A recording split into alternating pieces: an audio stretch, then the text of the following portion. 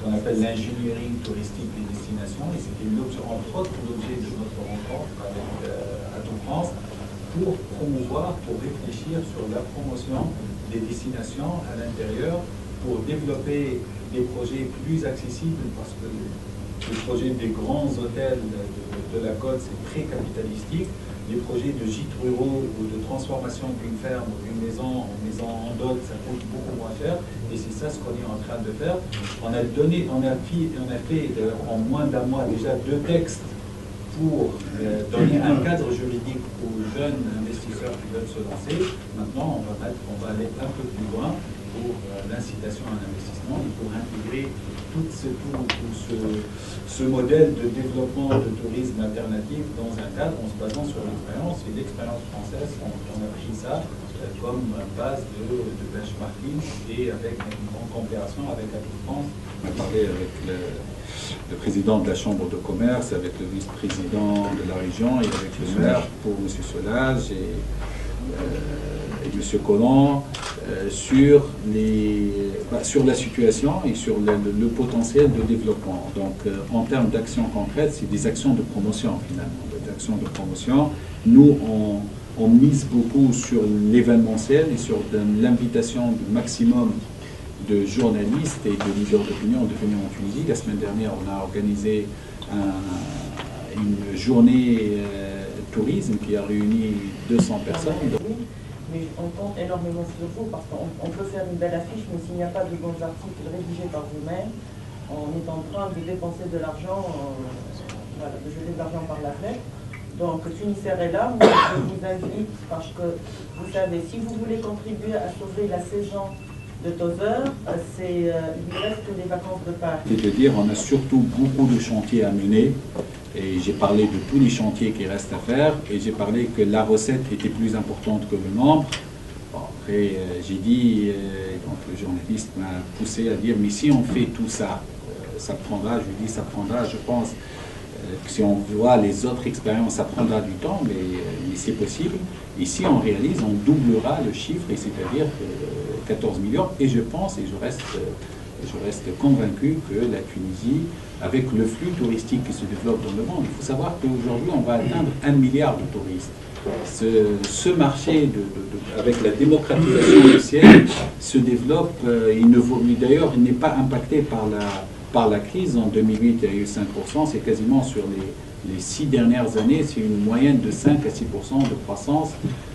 Il y a de nouvelles destinations, par exemple la Russie, c'est beaucoup de touristes, mais qui ne viennent pas en Tunisie.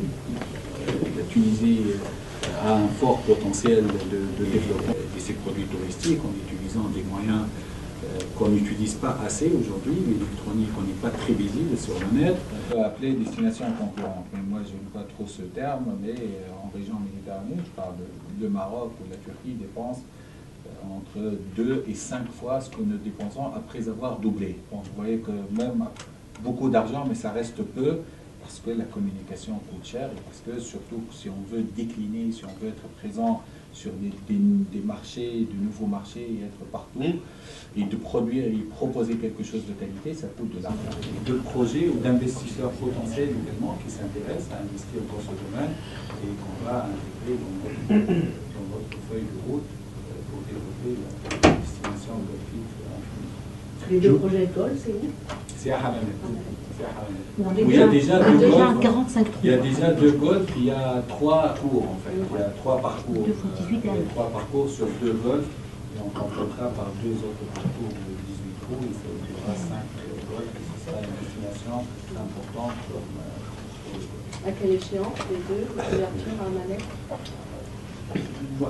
Je n'ai pas vraiment les dates, les projets sont assez avancés, je pense que c'est de 2 ans, je n'ai pas vraiment le chiffre, je ne vais pas raconter, les projets sont assez avancés. Je vais vous poser la même question, en fait, sur le avec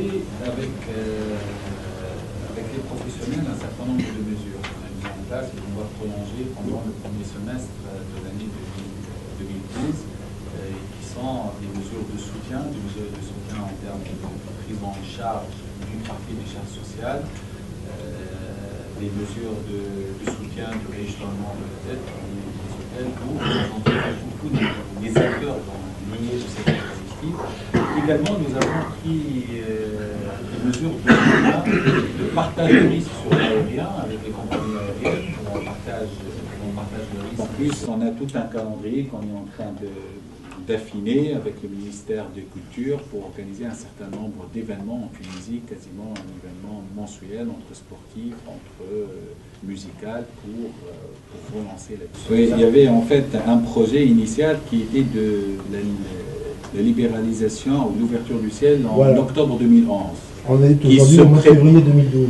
Non, ça se préparait depuis 2006. Il y avait tout un plan parce qu'il intégrait la compagnie nationale également avec la préparation. En 2011 est venu avec ce qu'on a vécu pour perturber tout ce planning parce qu'il y a eu un impact sur la compagnie nationale de la baisse de l'intégration de l'effectif. Et aujourd'hui, comme je l'ai dit, c'était d'ailleurs dès le premier Conseil des ministres, cette question a été abordée et qu'aujourd'hui, on est en train de faire l'état des lieux pour redéfinir la nouvelle date d'ouverture sans faire de dégâts naturellement. Donc aujourd'hui, je n'ai pas de date avancée. Tout ce que je peux dire, c'est qu'on est déterminé à faire ça et à faire ça vite. Je ne connais pas un touriste français qui ait eu un problème pour trouver de la capacité aérienne entre la France et la Tunisie. Et demain, avec l'Open Sky, la seule grande différence que vous verrez avec la libéralisation du transport aérien, c'est qu'il y aura des compagnies comme Ryanair ou EasyJet qui aujourd'hui n'opèrent pas sur la Tunisie, qui seront présentes. Mais vous pouvez nommer n'importe quelle compagnie française, vous verrez qu'elle opère aujourd'hui sur la Tunisie. Et on a eu de très bons chiffres de trafic par rapport à un marché qui est en perte de 42%. Je ne vous cache pas, ça nous a coûté cher également parce qu'il a fallu qu'on baisse nos prix pour justement essayer de maintenir quand même un niveau d'activité touristique sur la Tunisie. Donc ça a été une année difficile pour Tunisair en termes de rentabilité, mais bonne en termes d'activité.